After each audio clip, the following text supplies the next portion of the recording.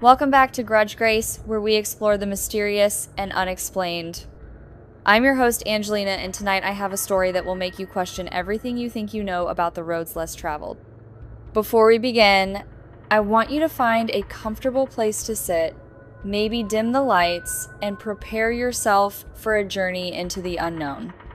This account comes from Thaddeus Blackwood, a veteran truck driver whose encounter with the supernatural changed his life forever. Let me paint you a picture of our storyteller. Thaddeus is a man in his 50s now, weathered by decades of long-haul driving, with calloused hands that have gripped countless steering wheels through endless nights. When he first contacted our show, his voice carried a weight that only comes from witnessing something that defies explanation. He spoke slowly, deliberately, as if each word carried the burden of a truth too strange to believe, yet too real to forget. The winter of 2016 was particularly harsh across the American Southwest.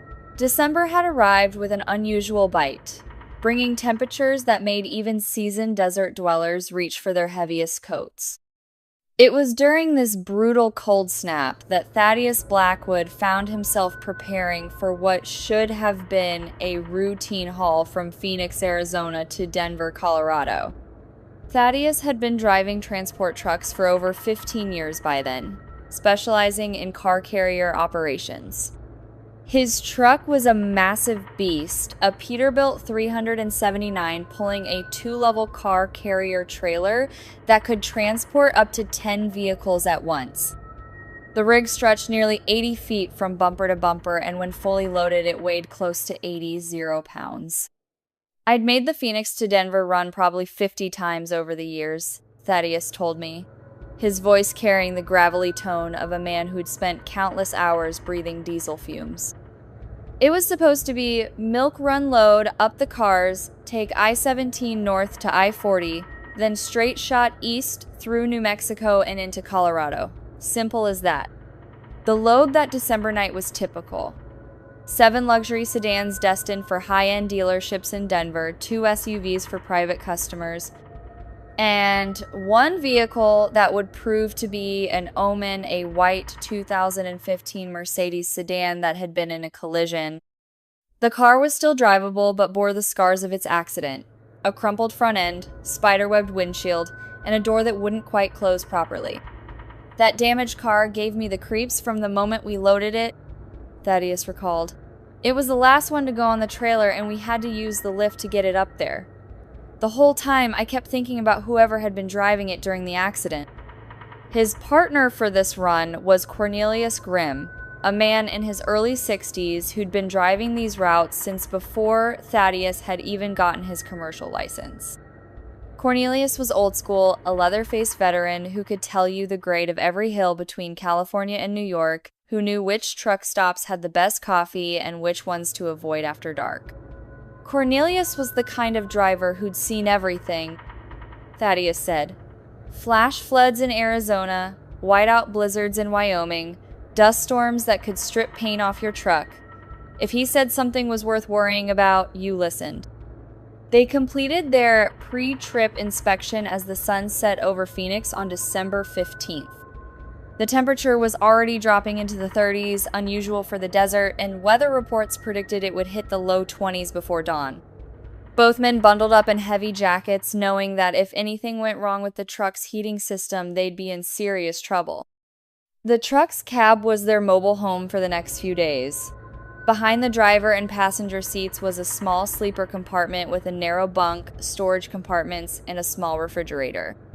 The dashboard was covered with the tools of their trade: GPS units, CB radio, logbooks, and a thermos of coffee that would have to last them through the night.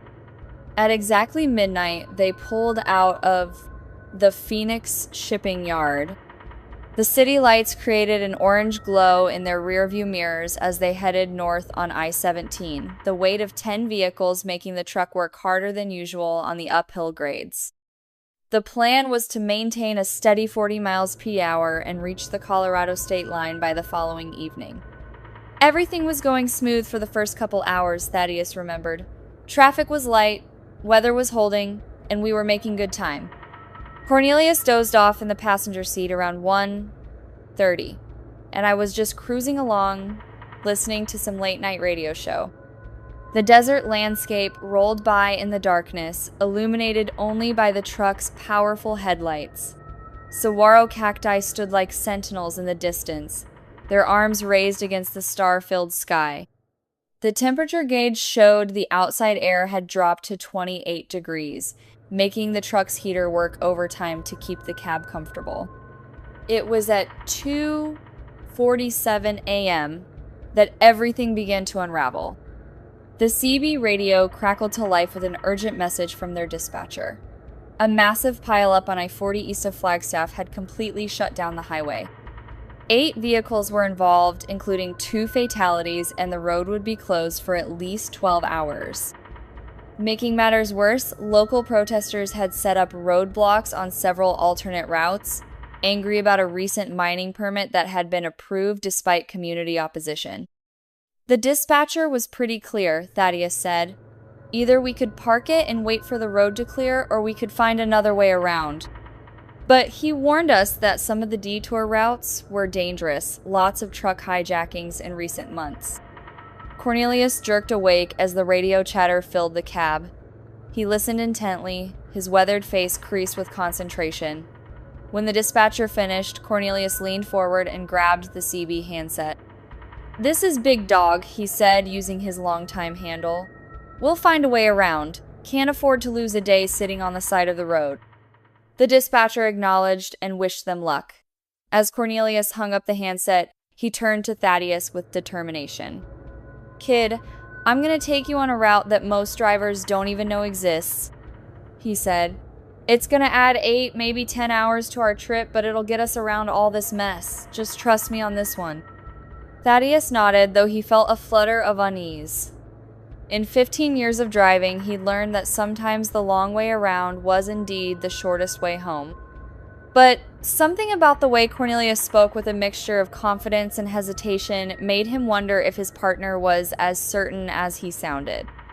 20 minutes later, they took exit 179 off I-17, following signs toward a small town called Cordes Junction. The exit ramp led them onto a 2-lane state highway that wound through increasingly remote terrain. What had been desert scrubland gradually gave way to rocky hills and sparse forests of juniper and pine. "This is beautiful country during the day," Cornelius said, settling back into his seat. "But it can be unforgiving at night. You keep your eyes on the road and let me navigate." The state highway was well maintained, but narrow, with no shoulder and guardrails that had seen better days. The truck's headlights swept across the landscape as they followed the winding route, illuminating glimpses of deep ravines and towering rock formations. Other than the occasional reflective road sign, there was no indication of human presence anywhere. After an hour on the state highway, Cornelius directed him onto an even smaller road, a county route that appeared on their GPS as a thin gray line.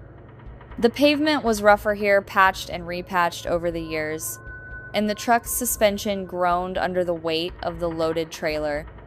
"This is where it gets interesting," Cornelius said, but his voice lacked its earlier confidence. "We're going to be off the beaten path for a while." The county road took them through terrain that seemed almost lunar in its desolation. Vast expanses of rocky desert stretched to the horizon, broken only by the occasional mesa or butte rising from the desert floor.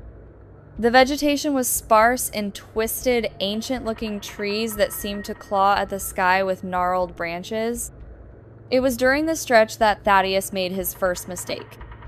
Around 4:30 a.m., as they passed through a small settlement that consisted of nothing more than a gas station and a few mobile homes, he decided to stop for cigarettes.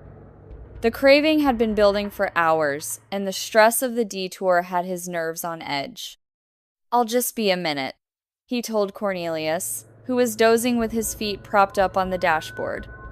The gas station was a relic from another era, a single pump operation with a small convenience store attached. The elderly attendant looked surprised to see a car carrier at this hour, but he was friendly enough as he sold Thaddeus a pack of Marlboros and a cup of coffee. You boys are pretty far off the main road, the attendant said. Don't see many big rigs come through here. Just taking a detour around the accident on I-40, Thaddeus replied. The old man nodded. Well, you be careful out there. This time of night, in this cold, things can get strange in the desert. Thaddeus thanked him and walked back to the truck, lighting a cigarette as he went. The nicotine helped calm his nerves, but as he climbed back into the cab, he felt disoriented.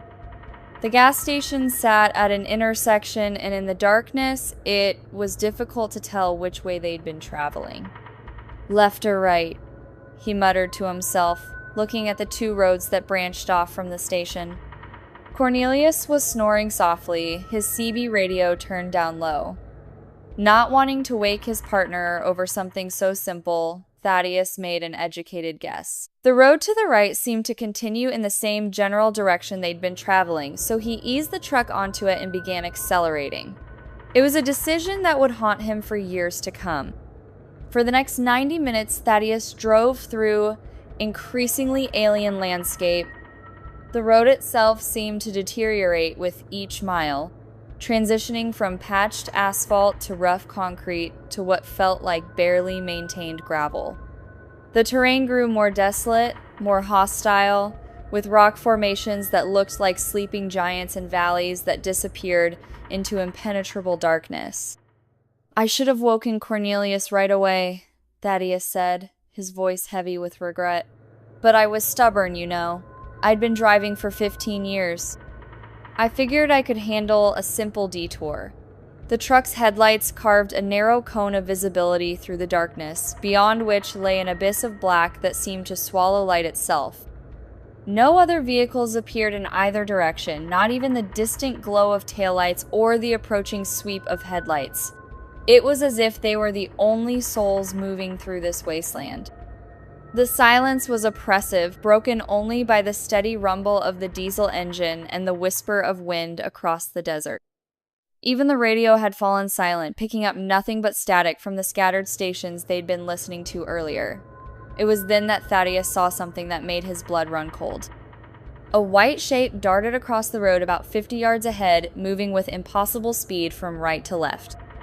It was there for only a fraction of a second, caught in the outer edge of the headlight beam, but it left an impression that burned itself into his memory. It looked like a woman, he told me, his voice dropping to almost a whisper.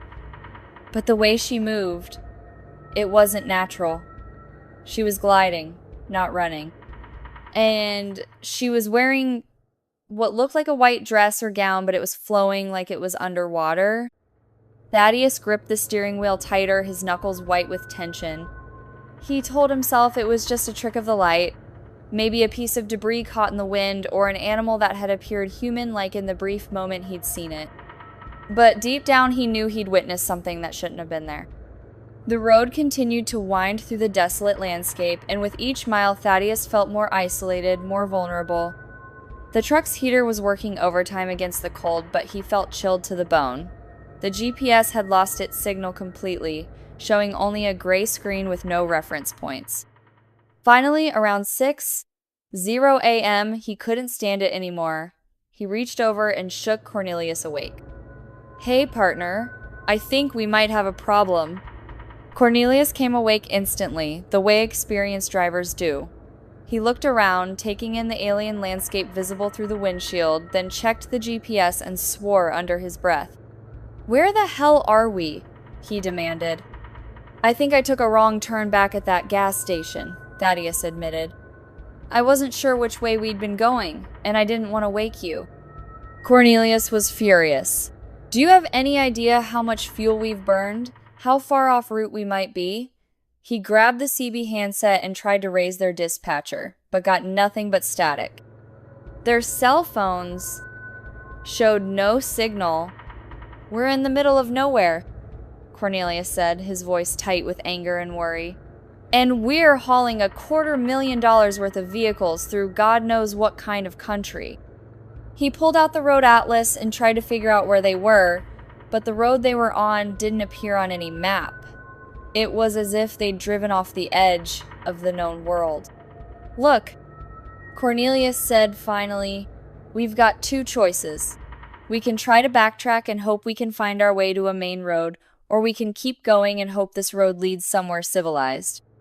Thaddeus looked at the fuel gauge. They'd burned through nearly a quarter of their diesel, and backtracking would use even more. "What do you think?" Cornelius stared out at the hostile landscape. "I've been driving these roads for 25 years, and I've never seen country like this. But we're committed now. Let's keep going for another hour or two. If we don't find civilization, we'll have to backtrack." They pressed on as the sun began to rise, painting the desert in shades of orange and red. But instead of making the landscape more welcoming, the daylight only revealed how truly desolate this place was. There were no power lines, no fence posts, no signs of human habitation anywhere. It was as if they'd driven into a parallel world where civilization had never existed. "The weirdest part," Thaddeus said, "was that we kept seeing things that didn't make sense. Rock formations that looked like buildings from a distance, but when we got closer, they were just rocks. Shadows that moved wrong, like they were independent of whatever was casting them." Around 8:00 a.m., they crested a hill and saw something that made them both sit up straight. In the distance, maybe 2 miles away, was a thin column of smoke rising into the morning sky. "That's got to be a camp or a house," Cornelius said, relief evident in his voice. "Someone's got a fire going." But as they got closer, they realized the smoke wasn't coming from a campfire or a chimney. It was rising from what looked like a natural gas flare, a tall flame burning from a metal pipe stuck in the ground. "What the hell is that?" Thaddeus asked. "Could be a gas well," Cornelius said, but he didn't sound convinced. "Or maybe some kind of industrial operation." They drove past the flare, and the road began to wind through a series of low hills.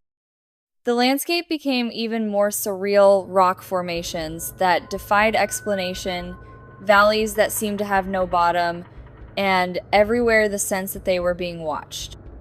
It was then that they saw the light. Far ahead, maybe 3 or 4 miles, a faint glow flickered in the distance. It was warm and yellow like firelight, and it seemed to be coming from a structure of some kind. "That's got to be a house," Cornelius said. "Maybe a ranch or a mining operation." But as they drove closer, the light seemed to recede, staying always just out of reach. It was like chasing the horizon. No matter how far they traveled, it remained the same distance away. "This is getting weird," Thaddeus said. "Really weird." Cornelius pulled out the baseball bat he kept behind the seat, a Louisville Slugger he'd carried for protection ever since a hijacking attempt in New Mexico 5 years earlier. "I don't like this," he said. "We're too far from help if something goes wrong." The road curved around a massive rock formation, and suddenly they found themselves in a valley surrounded by towering stone walls. The light they'd been following was visible now, maybe a quarter mile ahead, and it was definitely coming from a building. "Okay," Cornelius said. "Here's what we're gonna do.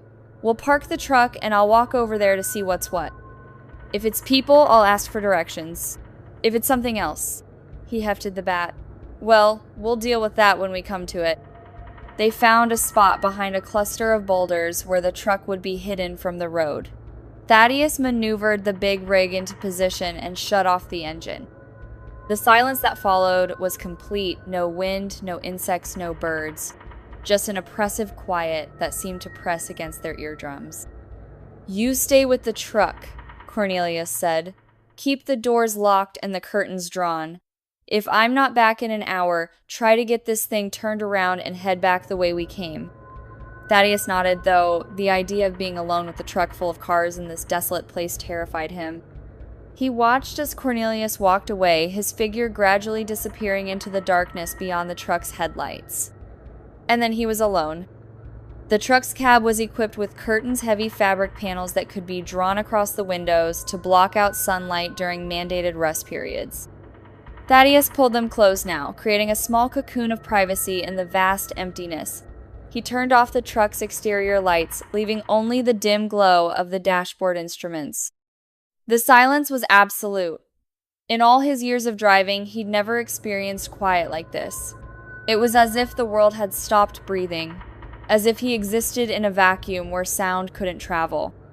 He tried to distract himself by checking the load securement, making sure the chains and straps holding the cars were still tight.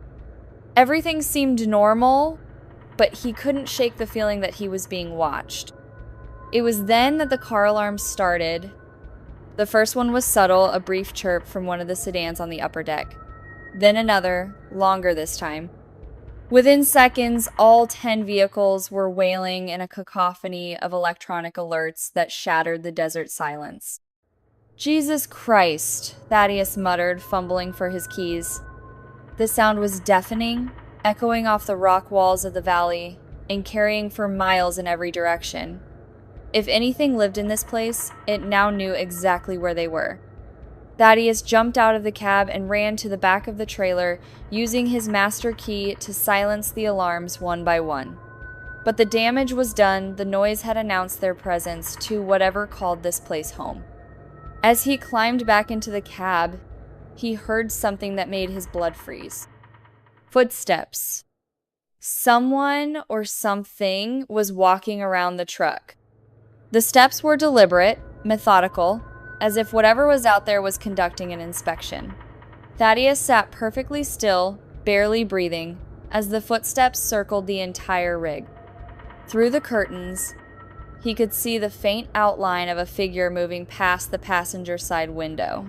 It was tall, impossibly thin, and it moved with a gliding motion that didn't match the sound of its footsteps. Then came the voices. At first, they sounded almost human, a low conversation in a language he didn't recognize. But as he listened more closely, he realized the voices had a quality that no human throat could produce. They seemed to come from everywhere and nowhere, carrying harmonics that made his teeth ache.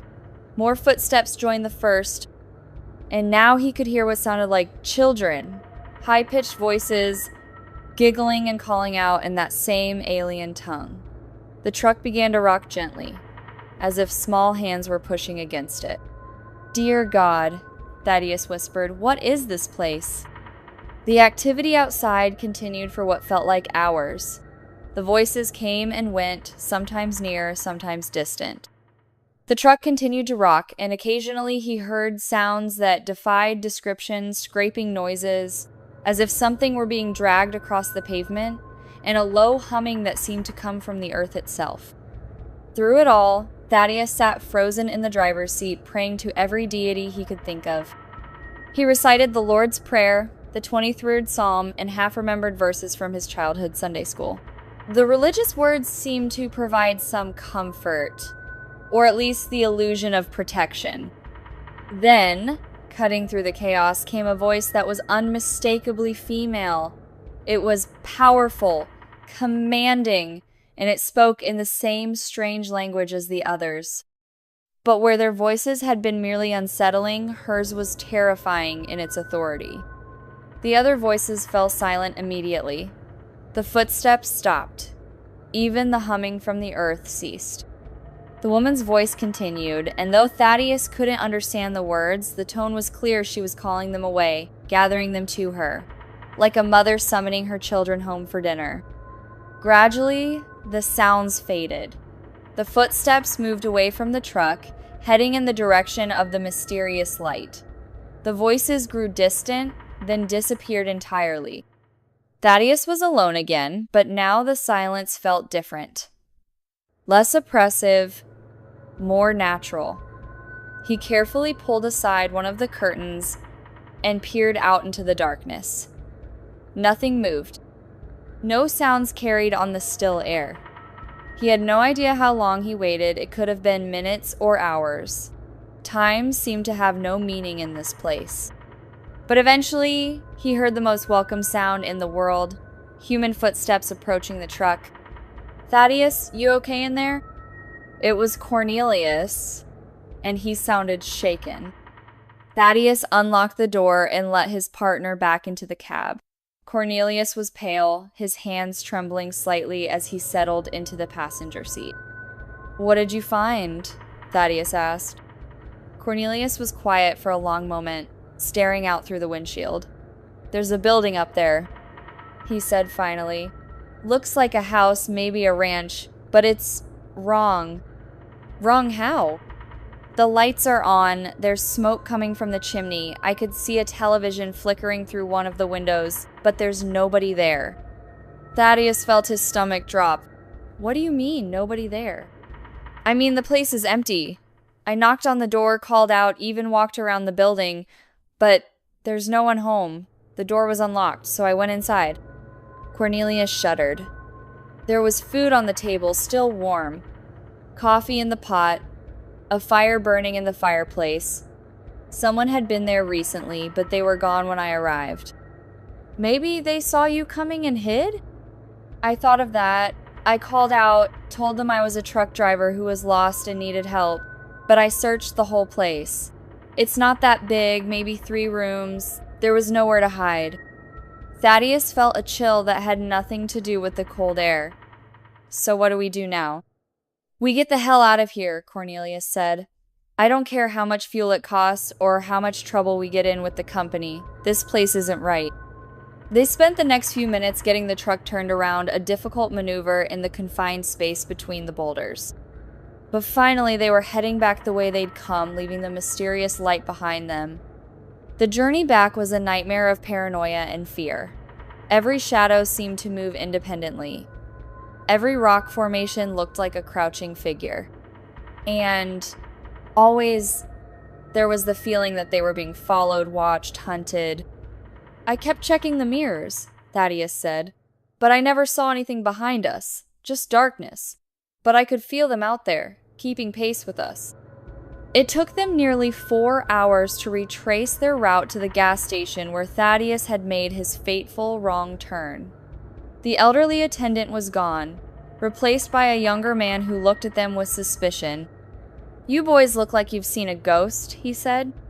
"Something like that," Cornelius replied. "That road we took, the one that heads east from here, where does it go?"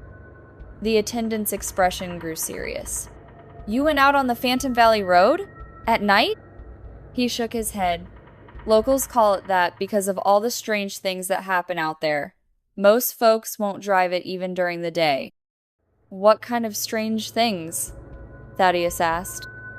"Oh, the usual desert stories. Lights that follow you, voices in the wind, people who disappear. The Navajo say it's a place where the boundaries are thin, where our world touches something else." He leaned closer, lowering his voice. "There's an old ranch house out there that's been empty for 30 years. But people still see lights in the windows, smoke from the chimney. Some say it's the ghosts of the family that used to live there. Others think it's something else entirely." "What happened to the family?" Cornelius asked. The attendant shrugged. "Depends on who you ask. Some say they just up and moved away one day. Others say they disappeared during a winter storm and were never found. But the house? The house keeps right on acting like they're still there." Thaddeus and Cornelius exchanged glances. They bought fuel, coffee, and sandwiches, then got back on the road. This time, they stuck to the main highways, adding an extra day to their journey, but arriving in Denver without further incident. "I never talked about it for years," Thaddeus told me. "Who would believe a story like that? But it changed me. I became more careful about the routes I took, more respectful of the places I traveled through." He paused, staring out the window of the diner where we'd met for this interview. "I retired from long-haul driving about 3 years ago. Bought a small place in Montana, started a little trucking company that only does local deliveries. But sometimes, late at night, I still think about that place." "Do you think what you experienced was supernatural?" I asked. Thaddeus was quiet for a long moment. "I think there are places in this world that we don't understand," he said finally. "Places where the rules we live by don't apply. Maybe they're haunted, maybe there's something else entirely. But they're real, and they're dangerous." He finished his coffee and stood to leave. "I've got one piece of advice for your listeners," he said.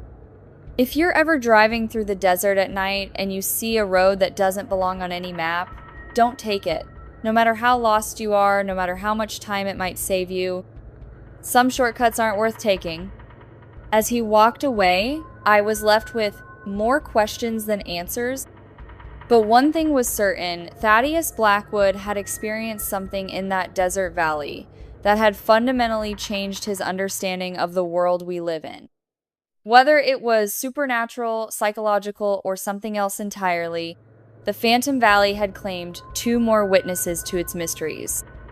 And somewhere in the Arizona desert, a lonely road still winds through impossible terrain, leading to a place that shouldn't exist. A place where the lights still burn in empty windows, and the boundaries between worlds grow thin. Whether you believe in supernatural forces, interdimensional phenomena, or simply the power of isolation and fear to play tricks on the human mind, one thing is certain: there are roads in this country that are best avoided after dark. Roads that lead to places that exist on no map, where time moves differently, and the very air seems charged with malevolent energy. As for the Phantom Valley itself, it remains out there somewhere in the Arizona desert, waiting for the next unsuspecting travelers to take a wrong turn in the darkness. The old ranch house still stands, its windows glowing with impossible light, its chimney sending smoke signals into the star-filled sky. And if you ever find yourself driving through the desert at night, if you see a road that doesn't appear on your GPS, if you glimpse lights in the distance that seem to beckon you forward, remember Thaddeus Blackwood's story. Remember that some detours lead to places from which not everyone returns. I'm Angelina, and I'll be back next week with another tale from the edge of reality. Until then, stay safe out there, keep your eyes on the road, and remember, sometimes the longest way around is the shortest way home. If you have a story to share, you can reach us at grudgeandgrace@podcast.com. And don't forget to subscribe and leave us a review. It helps other listeners find our show. Thanks for listening to Grudge Grace. Sleep well, if you can.